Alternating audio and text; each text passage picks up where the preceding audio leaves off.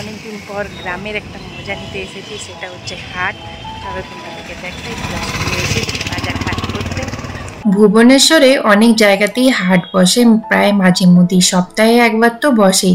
তো অনেকদিন পর এভাবে হাটে এসে বেশ ভালো লাগছে। চাষিরা কত কষ্ট করে ফলন ফলায়, তারপর সেটাকে হাটে নিয়ে এসে বিক্রি করে। আমরা তার সঙ্গে সঙ্গে পাই একদম ফ্রেশ বিভিন্ন ধরনের ফল সবজি। স্পেশালি সবজিগুলো ব্যাঙ্গালোরে তো অতটা ফ্রেশ পাওয়া যায় না, এবং এখানকার টেস্ট আর ব্যাঙ্গালোরের টেস্ট কিন্তু পুরোটাই আলাদা। এখানে যেমন শসা, কুমড়ো, এগুলো একদম অন্য রকমের। আর সবুজ বেগুন তো ব্যাঙ্গালোরে পাওয়া যায় না বললেই চলে। তো আমরাও এখান থেকে বিভিন্ন দোকান থেকে নিয়ে নিচ্ছি। তোমরা দেখো, বিস্কুট, কত কিছু পাওয়া যাচ্ছে। বান, শাক, দেখো শাক অনেক আছে এর কাছে। আমার এমনিতেই সবজি খেতেই বেশি ভালো লাগে। এখানে অনেক রকমের শাক পাওয়া যাচ্ছে যেগুলো ব্যাঙ্গালোরে পাওয়া যায় না, তাই দাদাকে বললাম বেশি করে একটু শাক নিয়ে নিতে।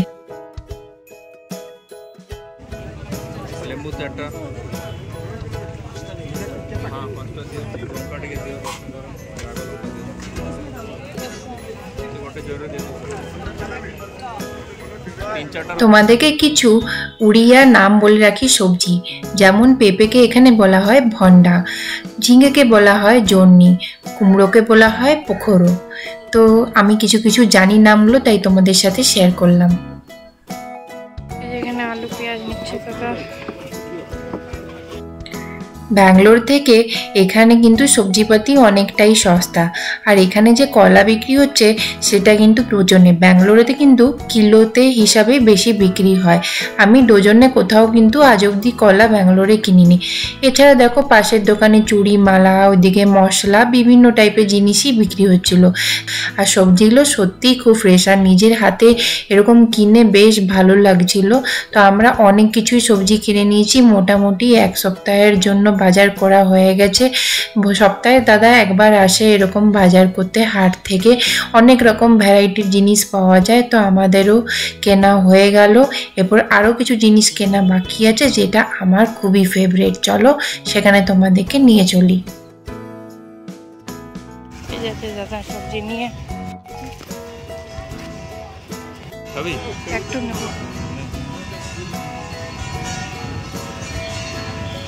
সন্ধে হয়ে গেছে, সামনের মন্দিরে ঘন্টা বাজছে, আরতি হচ্ছে, শুনতেই পাচ্ছ। তো আমরা এখানে চলে এসেছি ছানার কিছু প্রোডাক্ট নিতে। এখানে ছানা খুব ভালো পাওয়া যায়, আর এখানে রেটও অনেকটাই কম। এখানে আমরা নিয়ে নিয়েছি ছানা পনির, তার সঙ্গে ছেনা পোড়ো। ছেনা পোড়োটা আমার খুবই পছন্দের, আর এখানে কিন্তু বেশ ভালোই বানায়। তো আমরা এখানে নিয়ে নিলাম। তার সাথে দাদা বললো যে এখানে গরম রসগোল্লা হচ্ছে, খেয়ে দেখি। তো আমি আর দাদা মিলে এখানে রসগোল্লা খেয়ে নিলাম, একদম ফ্রেশ গরম গরম।